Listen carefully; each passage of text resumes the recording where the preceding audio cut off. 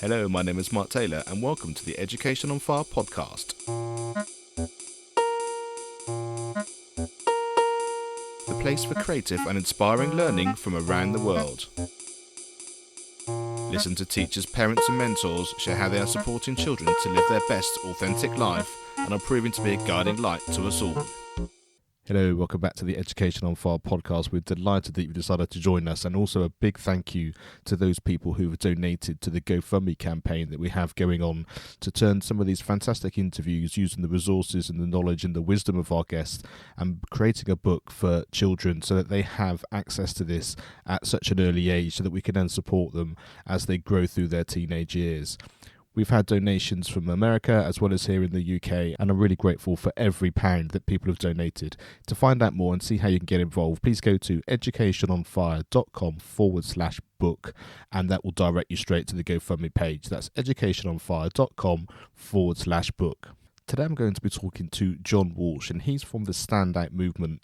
Now, John is a best-selling author, speaker, coach, mentor and business advisor, and he has a passion for helping students and young professionals really stand out but also fulfill their potential with the skills and knowledge that he's gained over his years as being an executive with the Walt Disney Company and at Madison Square Garden. Now, he's going to be sharing this wisdom with us to understand what it is that can make you stand out, how you can get ahead, how you can make an impact on your world, because that was the key thing that came through, was the fact that in order to be your best self moving forward, that gives back so much to the world around you. And I think understanding that as educators, as parents and as youngsters, having a framework and support that the Standout Movement has created is going to be such a powerful thing to support people going on. So this is my conversation with John Walsh talking about the Standout Movement.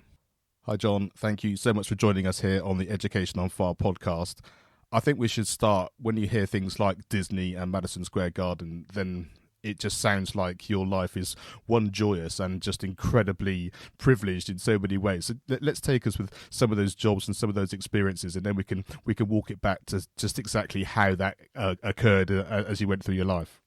Sure, Mark. Sure. It's good to see you, and I appreciate the time to have this conversation with you. It was exactly what you said. It was a brilliant and wonderful career, still is, and everything worked perfectly, if that's really only the way it actually happened, but it's not. I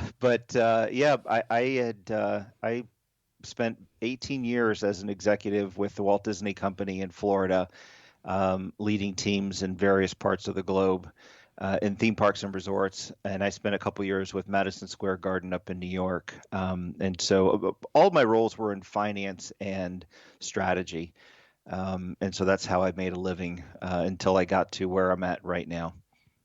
And how did you get into those roles? Was it a question of kind of being parachuted in from your sort of college education, or was it a little bit more on the kind of the gravy train in terms of just sort of getting on and following your nose once you were in the company? Yeah, the Disney role I did get out of college. It was a little bit of luck in some respects. I had run into somebody when I was on a summer vacation, or maybe it was a spring vacation with my parents, and I talked to someone when I was there in my senior year of college, and I struck up a conversation. This is, you just never know who you're going to meet, who you're going to talk to, and she liked the conversation I guess we had, and she called me once I had gotten back home and asked if I'd be interested in doing an internship there, and so I did. And I spent my summer year between my junior and senior years at Disney, and then I was fortunate enough to get an offer. But I had offers at a number of different places coming out of school. Most of my classmates went on to do consulting or investment banking in New York. I decided to go to Disney instead because it fit my values as a person more than, I wasn't really about the money and working 100-hour weeks and all that. I had other things I wanted to do, and so Disney fit my value system a little bit more and the lifestyle that I wanted to live. And so I took the job with Disney, and then I believe in standing out. I've always believed that, and so I've always done things a little bit differently. And so everyone tells you, hey, when you get a job, you're supposed to work hard and you're supposed to take on big projects and you're supposed to learn about the business. And that's all great. And I think if I had followed the advice that everybody gave me and the advice that everybody takes, I wouldn't have stood out in my career. And so I did things a little bit differently, which we can talk about. But I worked pretty hard, and Disney afforded me the opportunity to get some opportunities, which I capitalized on. And let's go into that a little bit in terms of the standing out, in terms of doing what you're told, in terms of doing what you think is right, as opposed to being yourself and actually sort of following your intuition and that kind of thing. Because I think, especially in the education at the moment, there's a little bit of, not putting your head above the parapet too much sometimes, not asking any questions to come across as if you don't know the answers. If you go to school, you keep your head down, you come out with some qualifications, and then hopefully you'll get a job, or you'll go to university and then get a job and everything will be fine. And we know that really isn't the case. So what was it about you or your value system, or where did that all come from, that made you think actually you're going to do it your way?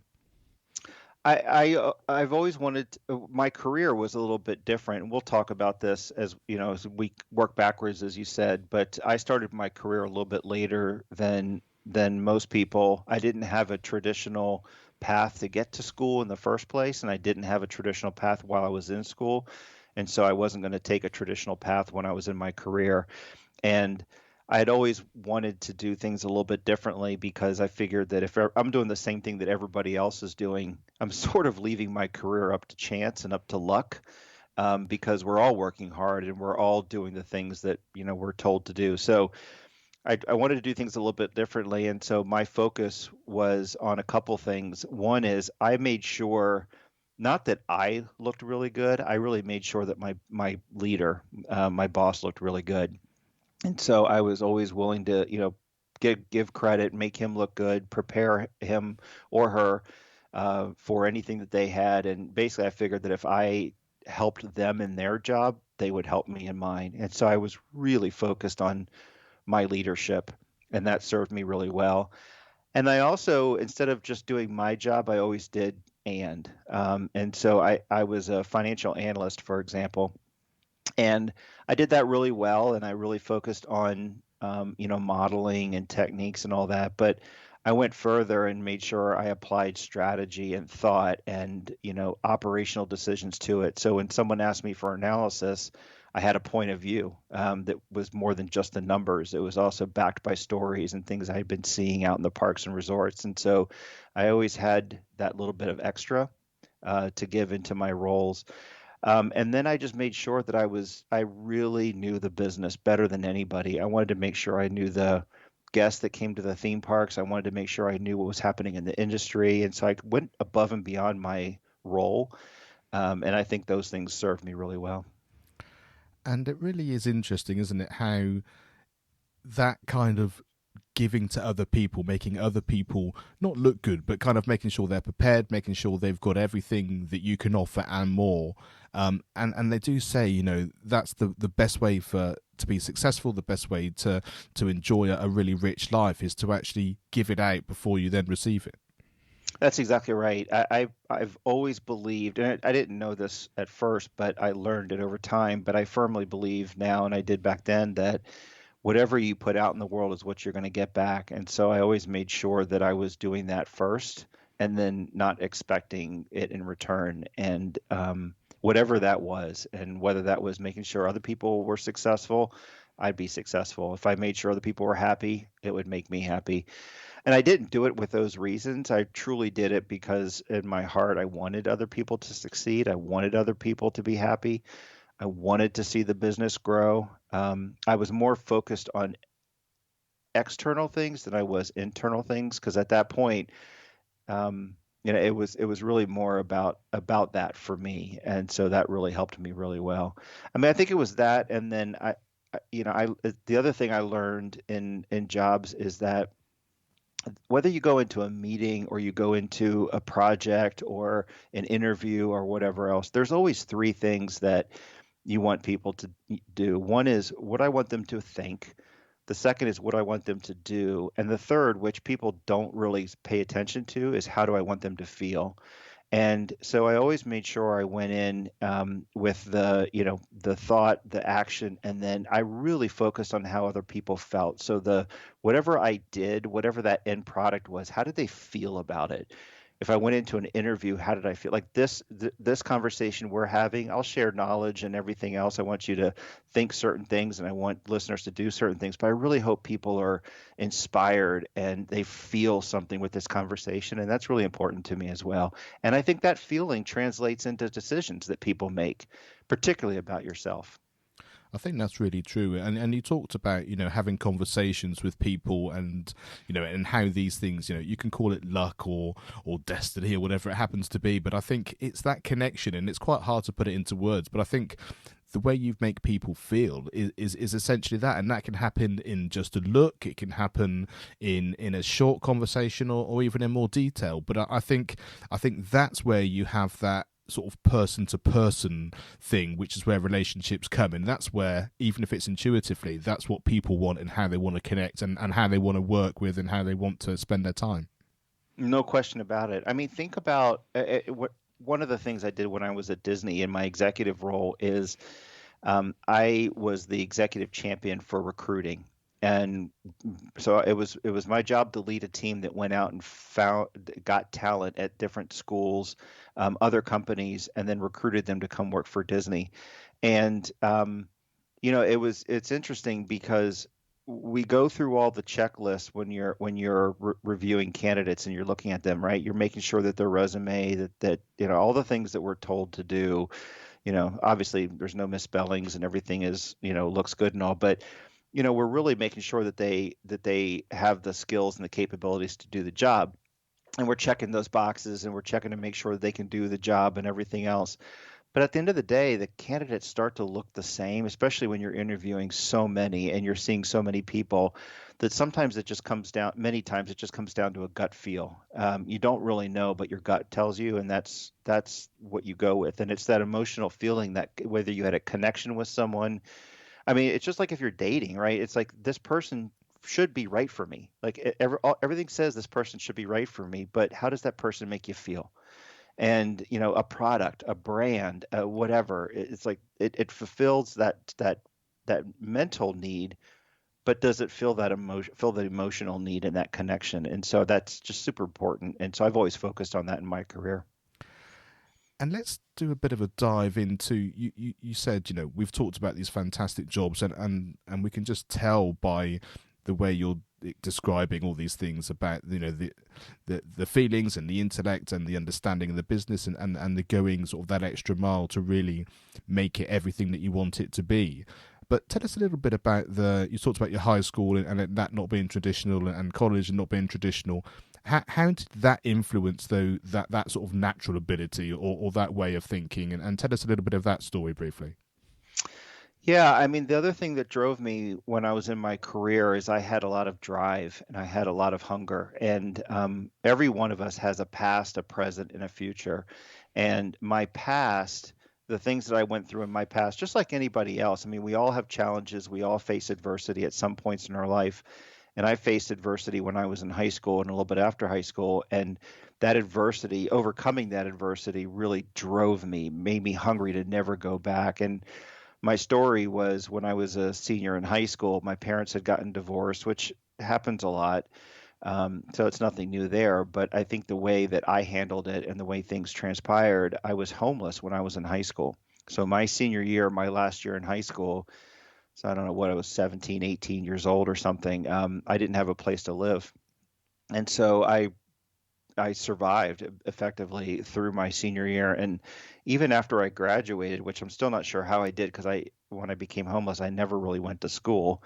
I think my high school just gave me a diploma and wanted me out. So it was a struggle for me for a year or so after that. I know that there was a family that took me in at one point, and I was working in a restaurant. I was saving up some money, and I remember going to my bank to pull out some money, and I stuck my ATM card in, and the machine took my ATM card. And I come to find out that the family had taken my ATM. They had found out what my PIN was, and they had wiped my bank account clean. So I had a lot of challenges when I was young growing up. And so I battled that homelessness for a while. And even once I sort of got my feet back on the ground, I never really knew what I wanted to do in life. I didn't know I was going to go into the music industry. Then I was going to be a pilot, and then I wanted to be a DJ, and I was going to be a lawyer. I wanted to do all these different things, and so I spent most of my 20s, early to mid 20s, doing these various jobs and deciding to go back to school. And it doesn't just happen overnight, right? You don't just like have this aha moment and you go back to school. Yeah, But for sure. I went to school later in life, after most people, 8 or 9, maybe even 10 years later than others did. And that means that I started my internship at Disney when I was, approaching 30, when everyone else does it when they're in their early 20s. And so I always felt like I was 10 years behind where I should be. And so it gave me a hunger to, one, I never wanted to go back to that feeling of homelessness, that feeling of loneliness, that feeling of not accomplishing anything. And I also I've always been chasing that person that was 10 years ahead. And I think that's great advice for people. You don't have to have gone through what I went through, but I think if you're always chasing that person that you can be 10 years from now, I think that's a really great way to approach life and approach success in business, is to chase that potential that's out there. And I always think it's really interesting, but I think really supportive to hear these kind of stories, because especially when you're younger, you kind of think, oh, but so and so managed to achieve this because it was just put in their lap, or this happened or that happened, and so often that's not the case. And even if it appears like that from the outside, which of course in this modern age with social media and all the kind of the glossy feel of everything, we know that's just a facade. It's not actually real most of the time. But understanding that it's not about what's happened to you, but much more about how you take that on board, how you decide to look at it, how you internalize it, how you want to then use it to move forward. And no matter how dire the situation, anything is possible.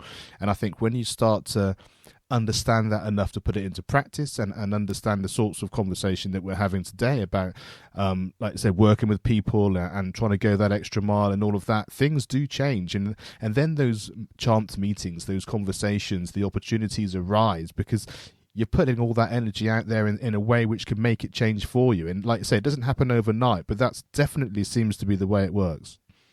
No question about it. I mean, I think I don't, especially when it's easier for us. We've been through it, right? And we're a little bit older, a little bit wiser. It's hard when you're younger to understand those concepts, and you're 100% right. I mean, I can't tell you how right you are. And we, it's hard to put yourself in that situation and to think that that's true when you're younger. But at the end of the day, we really are 100% in control of our lives. It is entirely up to us. I mean, even let's just say for a minute that something is even given to you. Let's say someone just comes out, you're walking the street, someone walks up to you and says, "Here's a job, go at it." You still have to do the work. You still have to put in the effort. You still have to put in the time. Nothing's given to you. And I wrote a book recently, and in my book, the very first chapter is dedicated to this. It's really all about how you are 100% in control of your life. And not everyone believes that, but it's true. And it's really because three things. Number one, you decide what you do. Every day, every decision, you decide what to eat, what to say, what to wear, you decide. Number two is you decide what not to do. So you make the decision what path to take, what class not to take, what job not to take, what thing not to say, or whatever. And then the third is you are the one that reacts to whatever happens to you. Like you can't prevent things from happening to you, that's life, but you are 100% in control of what happens. So if we control what we do, we control what we don't do, and we control how we react to things, then by default, we are 100% in control of our life. And what means that if you want something, you have to go get it. You have to do it. You have to, like, your goal in life should be no one's going to hand you anything. You've got to put yourself on the doorstep to receive those things, those opportunities or whatever. And the more you put yourself out there, the more you go after what you deserve or what you could get, the more opportunities that are going to come to you. No question about it. I mean, when I was homeless, it was really easy to blame my parents, and to say, well, they did it and all, but I chose to react to it differently. Now, it took me a while because I was just like everyone else when you're younger, because you're trying to figure out who you are, where do I want to go, what do I want to do. But ultimately, I was responsible for how I responded to that situation. So, Yeah, I think that's incredibly insightful in so many ways. And I think it's interesting that the being younger idea, in as much as those people who are listening who are younger, there's so much going on. Like you say, you're developing, you're learning, you're trying to get to grips with who you are, all of that kind of thing. And it's easier for us, I think, to look back and you can see the good, the bad, and the ugly in terms of how you dealt with that. And I know, there might be advice that you're given when you're younger which you don't take on board, but I think my feeling more and more now, which is the reason I get excited about these conversations, is the fact that if you've never heard it in the first place, then you could never have taken it on board. And it might be that you only take part of it, or you remember a snippet of something, or oh yeah, there was that conversation, or there was this piece of advice somewhere. But once you've got it, when you're ready, and that's, I guess, part of the slightly bigger picture of kind of your own journey and your own path and all of that kind of thing. But if it's not there to begin with, then you can't act on it anyway. That's exactly right. I mean, there are opportunities all over the place. I mean, there has to be by nature, right? There's 8 billion people in the world, and everybody needs something. There are a lot of jobs out there. There are a lot of people to meet. There are a lot of places to help. There's so much opportunity in the world, and it doesn't come to us. We go to it, and that's why it's called opportunity. And I think if we approach it that way, especially younger, I mean, you're right. But you never know, especially when you're younger. There's so much information thrown at you. You get books to read, suggestions. You see videos on YouTube. You get advice from your parents and friends, and you never know what one idea or two ideas will stick on you that lead you in a path to do a certain thing, or some experience that you've had with someone. My hope for this conversation today is one person. I mean, if just one person says, well, if he can do what he did, because trust me, I am nothing special. There's nothing, I don't have a special talent. I'm not the tallest guy in the world, the strongest guy, the fastest guy, the smartest guy, and there's nothing special about me other than I am who I am, and there's no one like me. And I walked in a journey that no one else walked day to day the way I did. And if I can do it with nothing special about me, if I can come from being homeless to being an executive with Disney and starting my own company and helping other kids do the same thing, anybody can do it. You just have to be willing to walk forward and take the steps and do the things that people are suggesting that you do.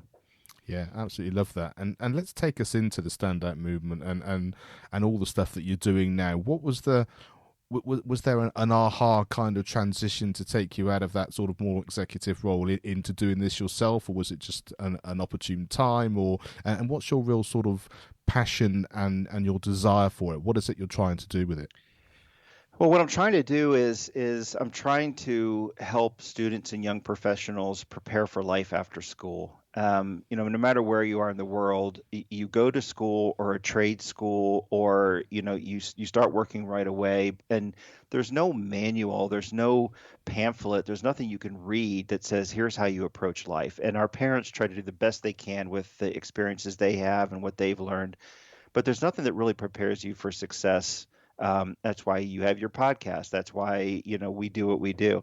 And so what my mission is, what I'm trying to do is I'm trying to help students and young professionals accelerate their potential and stand out early and often. Because I truly believe that if I can help kids accelerate to that 10-year version of themselves faster, then they're going to go on to do amazing things and help other people. So that's what the Standout Movement is about. It's about preparing students and young professionals for life after school, success, happiness, and all the things that come with it. When I was recruiting for Disney, I saw a lot of great potential out there, and I saw students coming in and they had their major and they had they had an internship or whatever, but there was just a lot of stuff that was lacking. And I've always said, gosh, if someone could just teach them how to do certain things and not wait for them to get into the job in year 3, 4, or 5. And so I started working on this book because I just wanted to I didn't start a book. I actually started like just jotting down ideas, and it turned into a book.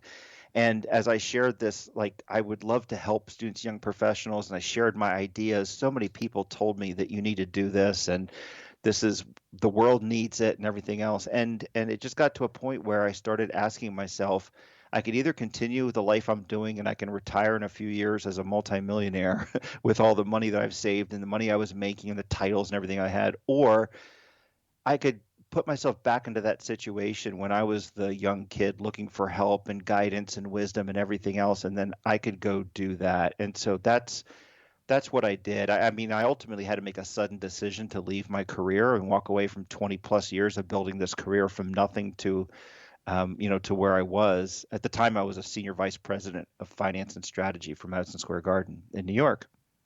And I just said that this is what I want to do. I want to give back, and it comes with a lot of risk, and it comes with a lot of opportunity, though, as well. Yeah, and I think certainly the one thing this year is really shown everybody is that the not now when kind of idea, taking those opportunities, making those decisions, and living it now really is the only way to do it. And I think if you can get into that mindset, then those decisions, like you said, along with your value structure and all of that, they are there for you to support you, aren't they? There totally is. I'll tell you the one thing. There's one mindset idea. If anybody, if your listeners take one thing away from the conversation today, and I hope it's this, and this is what got me over the hump to do this, is whenever we're facing decisions in our career, whether it's, for me, it was to leave Madison Square Garden and start this venture. Whenever you're looking at, should I leave my company and go to this job? Should I take that job? Should I move to this city or whatever else? We need to understand something that's very basic with our human thought processes, which is this, is we spend most of our time trying to protect what we could lose instead of going after what we could actually gain. And we look at what we have right now, and we're so afraid to lose it, whether it's the dollars that we have, it's the lifestyle that we have, it's the situation that we're in. It's like your comfort zone, right? And we don't chase after that risky thing or do that thing. I'm not telling anyone to put their life in peril or danger or whatever else. But what I am suggesting is that the minute you take the mindset of, I'm going to be smart and protect so I don't lose too much, but I'm also not going to forego the upside opportunity to protect the downside loss. And for me, that's exactly what I did. Is I said, okay, look, I'm willing to lose a certain amount of dollars. I'm willing to lose, certainly lose my ego, and I don't have the title and all that stuff. I'm willing to lose that to a point. And at that point, here is what I'm going to make decision B, option B. But once I did that and I said, I'm okay with the loss because I know what I'm going after as the gain, it changed everything for me, and it made my decision that much easier. And more importantly, my wife was also on board too. I think that's really important as well. So that's what I'm doing. I'm chasing after the upside potential. My goal with my company is 10 and 10. I want to impact 10 million students over the next 10 years. And if I don't make a dime doing it, that's okay. But the upside potential is I can leave the world better than I found it. Then that's more important to me than losing another couple $100,000 if I had stayed on my job. Yeah, I love that, and also it's interesting, sort of listening from the outside into your world. There, that same essence of making sure your boss is happy, making sure you're doing more, making sure you're giving someone else, and those themes sort of keep coming through, which is really great to hear. So, for those people who would be interested in getting involved or to find out more, how does it work for a student or someone that actually works with you or part of the movement? So right now we have the book that I published. It was just over, I guess, a month ago. It was on September 1st. Published a book. It went bestseller on Amazon, so they can read the book. There's a lot of the ideas for how to stand out and what I went through in the book. They can go to www.standoutmovement.com, and that's where we're gonna have training sessions coming out. We're gonna have live monthly coaching where each month we're gonna go in and teach the concepts that are in the book and the concepts that I've learned, the concepts of standing out. We are going to once the COVID situation sort of goes away a little bit, we're going to have live events, which I think are going to be fantastic. I'm super excited about the things we're putting together. We'll do virtual events. There'll be a lot of things, but it all starts with you can go to the website and you can join, you get on an email list, and we'll share what's coming. You can connect with me on LinkedIn as well. If you look up John Walsh Standout, I think I pop up there. And then I'm on Instagram as well, at John Walsh _standout. But everything goes through the website. If you want to just go to the website, you can see everything there, and the connections to social media are there. And that's where we're going to start putting things. And you can sign up for the classes and buy the training programs and everything else.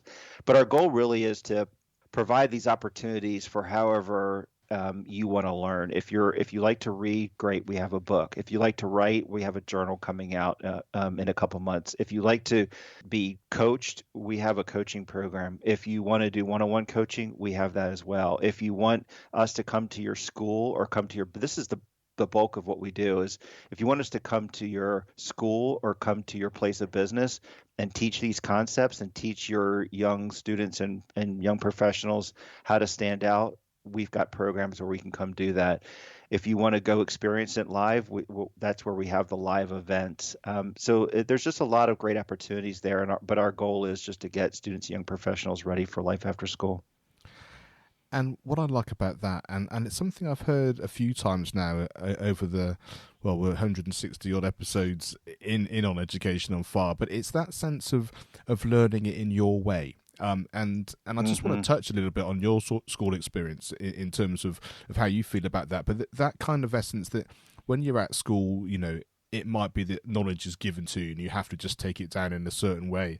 And I've heard lots of people now talking about, I kind of understood it, but it didn't really work for me. And I went away and maybe, like I say, you then watched it on a video and it seemed to work that way. Or we were given this information in a certain way, but I wanted to actually do it. I wanted to sort of be part of it. I wanted to talk about it. I wanted to be in a community doing it. And I think understanding that just because you come across things in a particular way, if it doesn't work for you, there are other ways around it. And I don't know if that's what you remember from school as well, or what your experience was of that. That you are 100% right. That is exactly right. There are times when I love reading and I can spend all my time going through books, and there's times where whether it's my life situation or whatever else, I don't like to read. And so I'll listen to audiobooks instead. Sometimes I don't want to do an audiobook. I want to actually go to a seminar and learn in person. Sometimes I want to meet one-on-one and just like, tell me how you did what you did and like what you're doing, right? With this, right? And I think there's a couple things about learning. I mean, you can't just go out and learn. You have to want to do it for a reason and a benefit. And unless you're just insatiable and you just this thirst for knowledge and you want to take in as much information as you can, most of us have to have a reason for doing it. Like if people want to join the Standout movement and they want to get behind this concept, they have to have a reason for wanting to stand out. They have to buy into the idea that they need to stand out. And by the way, you do. As competitive as the world is, you need to stand out. And so you have to want to do it. And then you have to have a reason for it. Like what's the outcome of it? Like your why. And then from there, it's like, okay, what is the best way for me to learn? For some people, they can read it and they can just put it right into practice. Other people say, you know what? I need someone to show me how to do it. And still yet others are like, I guess what? I have to experience it. And a lot of what young people now is they're reading these great books and everything else, but they're not doing something with it. And that's what our movement's trying to do is give you the information, but we're not only going to just give you the information, we're going to give you the resources and the things you need to do to act on it. You mentioned community. We're going to put the community of people that are going through the same experience with you all around you. We're going to connect you to experts that you can reach out to and almost like, a coach or a mentor that's there for help. And then we're going to give you the opportunities and the benefits, the things that happen on the back end when you do that. And I think by doing all that, that helps people get into the Standout movement, but you have to want to do it. You have to have I had a hunger to not go backwards to my older self, to myself before. And I was always chasing that 10-year person. So anything anybody put in front of me, I was going to absorb it and I was going to do something with it. You have to have a reason for it. Otherwise, knowledge is just knowledge. And I think that really is the key to really, I think, where the education system needs to change. That's where the whole idea of a personal curriculum comes in, because when you feel like you might not even know what that big outcome is, but you kind of have the essence that you can control how you feel. Back to that kind of conversation. I love doing this. This makes me want to get up in the morning. This makes me want to do X. This makes me want to do Y. Or often the way it works for me is the fact that I don't know what I want to do, but I know I definitely don't want to do that. And when you sort of get rid of all the things you don't want to do, you then start to carve that path for you going through.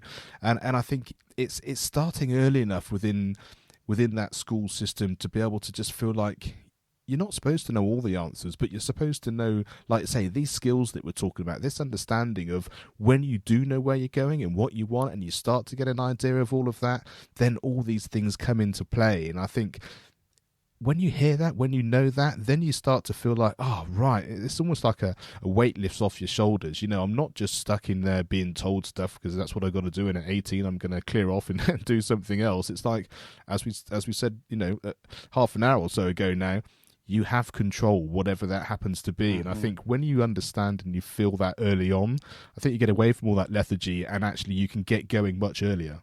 I totally agree. And that's where I love the mission that we have as a company, which is it's really hard for schools and for companies to put together what we've put together because it's really hard. And there's so much information out there.